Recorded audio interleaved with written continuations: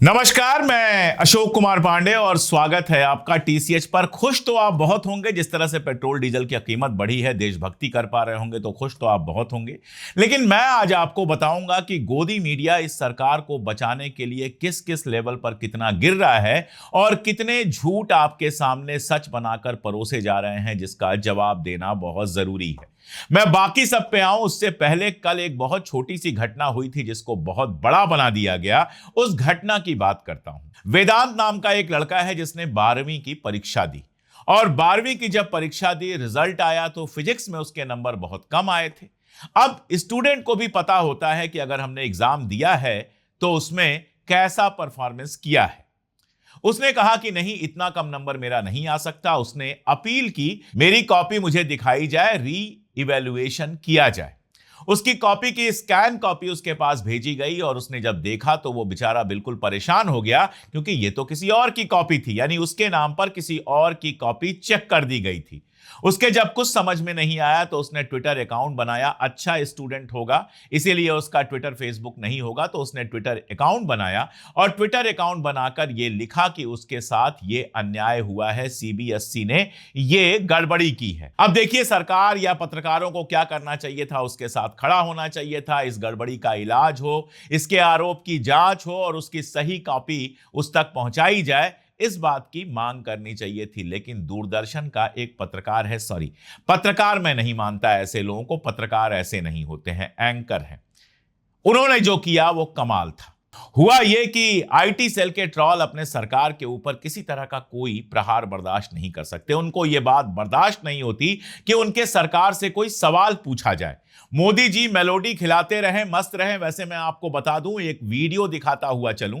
गुजरात में एनएसयूआई और कांग्रेस के कुछ कार्यकर्ता पेट्रोल पंपों पे मेलोडी चॉकलेट बांट रहे थे कि मेलोडी खाओ, सब भूल जाओ, कितनी भी पेट्रोल की प्राइस बढ़ी हो। दरअसल वो पेट्रोल की प्राइस बढ़ने के खिलाफ लोगों से बात कर रहे थे। पुलिस आई और उनको गिरफ्तार करके ले गई, क्योंकि अब पेट्रोल डीजल कितना भी महंगा हो जाए, उसकी मुखालफत करना, उसका विरोध करना एक अपराध है। तो हमारी पुलिस और सिस्टम कैसे काम कर रहे हैं वो आप देख सकते हैं। खैर, मैं बात दूसरी कर रहा था। तो आईटी सेल के ट्रॉल्स ने उसका नया बनाया हुआ अकाउंट देखा और उसमें लोकेशन लिखी हुई थी साउथ एशिया। अब आप जानते हैं कि साउथ एशिया में हिंदुस्तान भी है, पाकिस्तान भी है, श्रीलंका भी है, बांग्लादेश भी है, कई सारे मुल्क हैं। लेकिन इन लोगों ने पकड़ लिया कि इसमें इंडिया नहीं लिखा है, साउथ एशिया लिखा है। और उस बेचारे 17 साल के बच्चे को पाकिस्तानी साबित कर दिया, सोरोस का एजेंट साबित कर दिया और जाने क्या क्या लिख दिया। और बजाय जांच करने के, ये जो पत्रकार है दूरदर्शन का, सॉरी एंकर है दूरदर्शन का, उसने, वो सरकार का उतना ही बड़ा भक्त है, उसने भी वही सब कॉपी पेस्ट करके लिखा और उस बच्चे को पाकिस्तानी सोरोस का एजेंट और जाने क्या क्या बताने लगा। यानी कोई बच्चा एग्जाम दे, एग्जाम में उसके नंबर खराब आए और जब उसको पता चले कि उसके जगह कोई और कॉपी चेक हो गई है, किसी और का नंबर उसके नंबर की जगह चढ़ गया है, तो उसको यह सारा कुछ कहा जाए।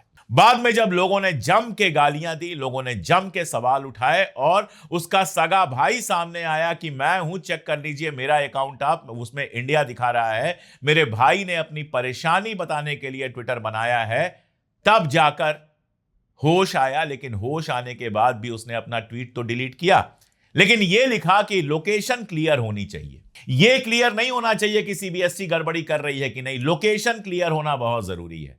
और आप सोचिए कि सीबीएसई ने खुद मान लिया कि उससे गलती हुई थी और उसकी सही कॉपी उसको भेजी गई।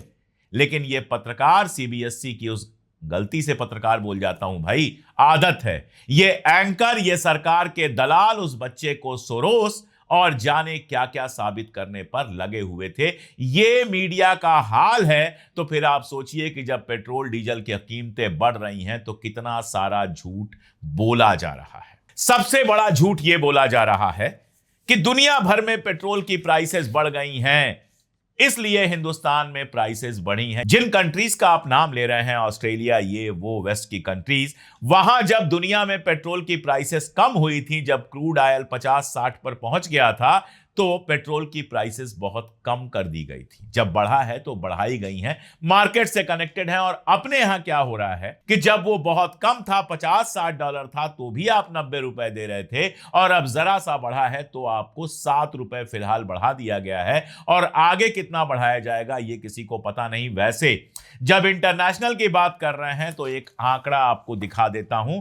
मोबाइल सामने कर लीजिए अपने आंखों के और गौर से यह आंकड़ा देखिए। मैं बात कर रहा हूं 23 मई 2012 की। इसमें एक शब्द आएगा क्रूड ऑयल। आमतौर पे लोग समझते हैं, लेकिन जो नहीं समझते हैं मैं आपको बता दूं कि यह वो ऑयल है जिससे पेट्रोल और डीजल बनता है। और इसकी जो इंटरनेशनल प्राइस होती है, ब्रेंट क्रूड की जो प्राइस होती है, उससे ही दुनिया भर में तेल की प्राइस तय की जाती है। अब आप सुनिए, ये इंटरनेशनल प्राइस जो ब्रेंट क्रूड ऑयल की थी वो 23 मई 2012 की बात कर रहा हूं मैं, जब कांग्रेस की सरकार थी। 23 मई 2012 को ये जो प्राइस थी ये $104.82 थी, यानी तकरीबन $105 थी। बढ़ के हो गई थी, उस समय बहुत तेजी से बढ़ी थी, और 23 मई 2012 को यह $105 के करीब पहुंच गई थी। उस समय पेट्रोल की कीमत जो थी वो ₹73 के आसपास थी दिल्ली में, और डीजल की कीमत ₹41 के आसपास थी, 40.91, यानी ₹41 के आसपास थी दिल्ली में। 2012 में इंटरनेशनल प्राइस 104.82, पेट्रोल की प्राइस दिल्ली में 73.19 और डीजल की प्राइस 40.91 थी। अब आप चले आइए सीधे 14 साल बाद, 25 मई कल की बात कर रहा हूं, आज जब मैं वीडियो कर रहा हूं तो 26 मई है। तो 25 मई 2026 को इंटरनेशनल जब कहा जा रहा है क्रूड ऑयल महंगा हो गया है, तो कितना महंगा हुआ है? $99.14 सिर्फ महंगा हुआ है, यानी $100 से कम है। अगर आप 23 मई 2012 से तुलना करेंगे तो तकरीबन $5 कम है। लेकिन पेट्रोल की प्राइस बढ़ाकर दिल्ली में 102.12 रुपीस और डीजल की प्राइस 95.20 रुपीस कर दी गई है। यानी बहुत सीधी सी बात है कि जब क्रूड ऑयल की प्राइस इससे भी ज्यादा हुई थी तो भी कांग्रेस के जमाने में पेट्रोल और डीजल की कीमत आज की कीमत से तकरीबन अगर आप कहें पेट्रोल के मामले में ₹30 और डीजल के मामले में ₹45 कम थी। तो इंटरनेशनल का रोना छोड़ दीजिए। वैसे इंटरनेशनल का असर सबके ऊपर पड़ना चाहिए, तो आपको चाइना की कहानी सुना देता हूं। आपके सामने एक चार्ट में पेश कर रहा हूं जो यह बता रहा है कि युआन डॉलर के मुकाबले, युआन यानी चाइना की करेंसी, डॉलर के मुकाबले पिछले 3 सालों में सबसे अच्छी पोजीशन में पहुंच गई है। यानी युआन की प्राइस डॉलर के सामने गिर नहीं रही है, बढ़ रही है।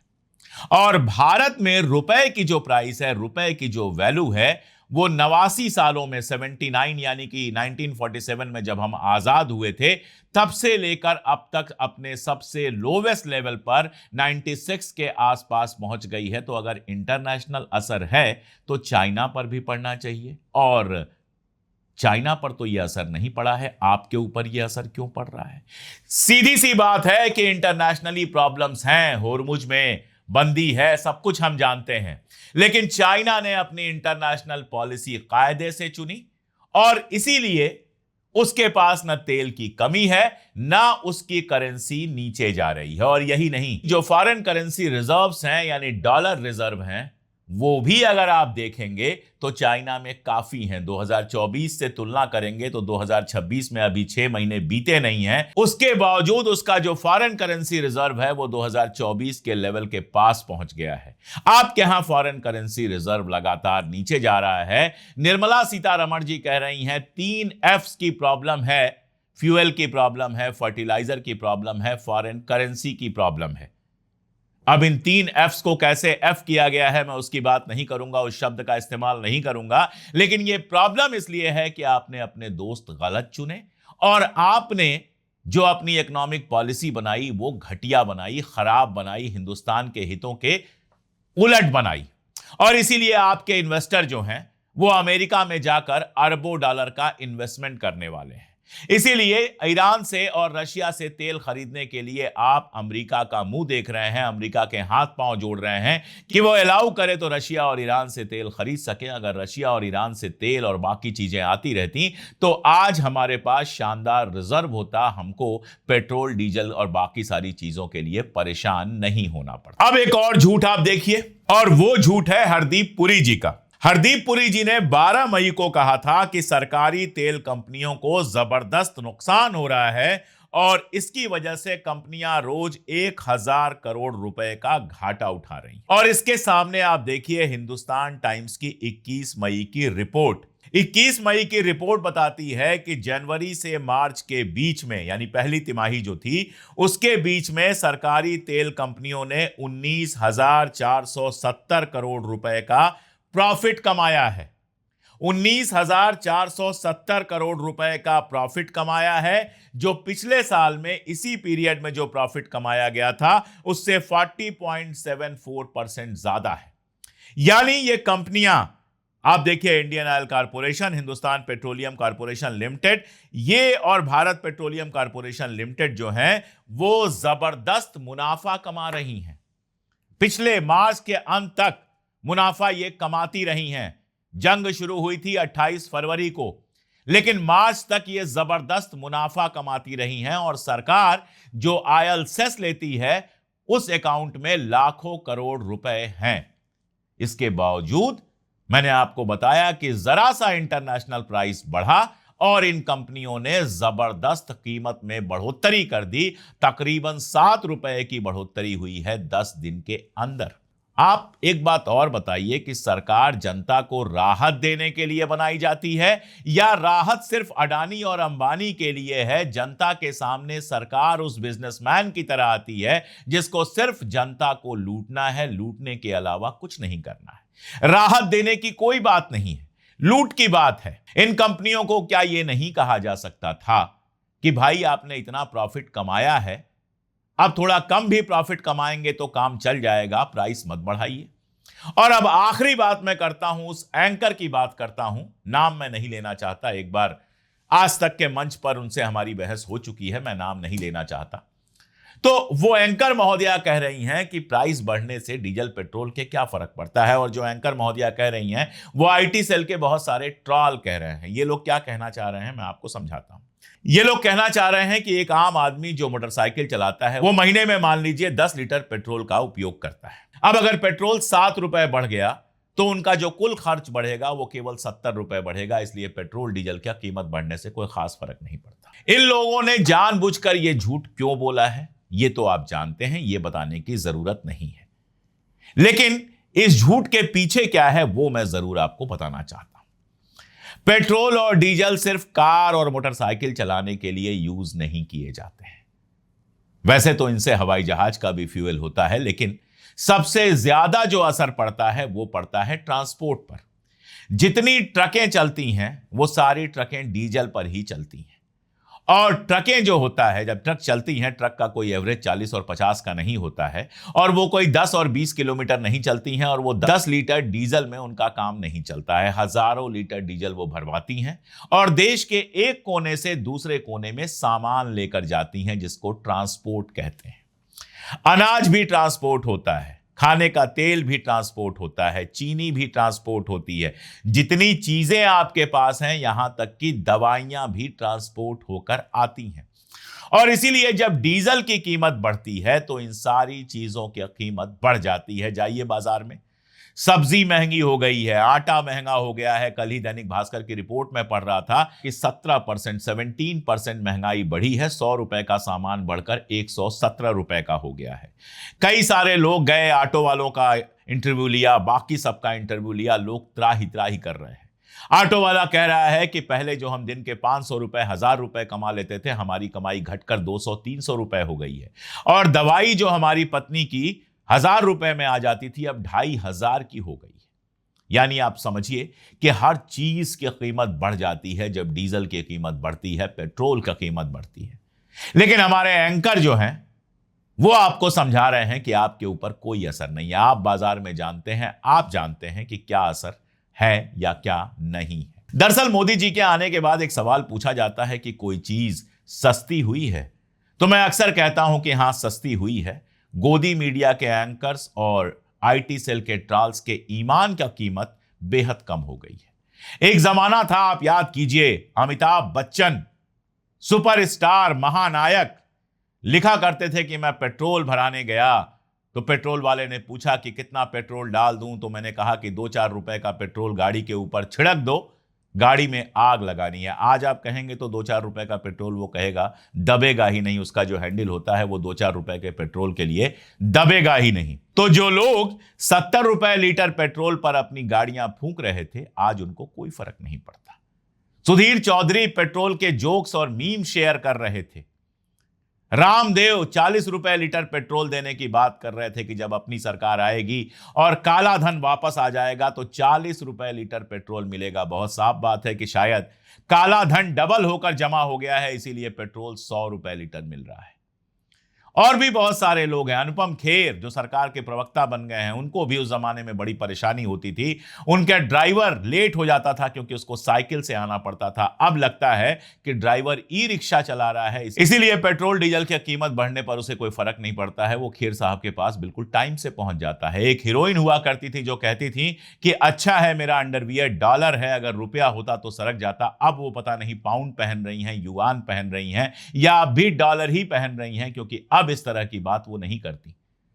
सारा मीडिया और सारे के सारे सिनेमा स्टार जो उस जमाने में महंगाई पर सीना पीटते थे, और सच्चाई यह है कि ये वो लोग हैं जिनके ऊपर महंगाई का वाकई कोई असर नहीं पड़ता। जिनको करोड़ों में महीने में कमाना है, उनके ऊपर क्या असर पड़ जाएगा महंगाई का।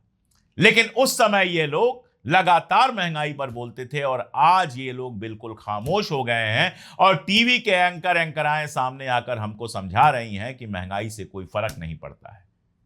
हम जाते हैं बाजार में सब्जी खरीदने, हम जाते हैं बाजार में दवा खरीदने, हमको पता है महंगाई का क्या असर इस देश पर पड़ रहा है। यह सरकार न नीट की परीक्षा करा सकती है कायदे से, न यह सरकार सीबीएसई का रिजल्ट दे सकती है कायदे से, और ना इस देश में महंगाई को संभाल सकती है, ना रोजगार दे सकती है, और ना ही ये सरकार मणिपुर में अमन स्थापित कर सकती है।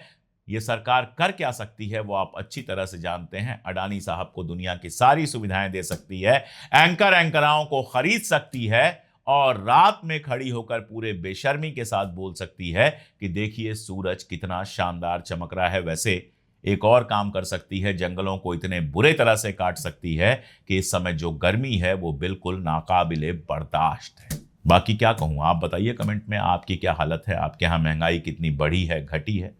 हमारा तो काम है सच बोलना, हम लगातार बोलते रहेंगे। आपका समर्थन मिलेगा, आप जुड़ेंगे हमारे साथ, आप हमारे चैनल को सब्सक्राइब करेंगे, आप मेंबरशिप लेंगे हमारे चैनल की, तो हमें और ताकत मिलेगी कि बिना डरे बिना झुके पूरी ताकत के साथ हम सच बोल सकें। आज के लिए इतना ही, बहुत शुक्रिया।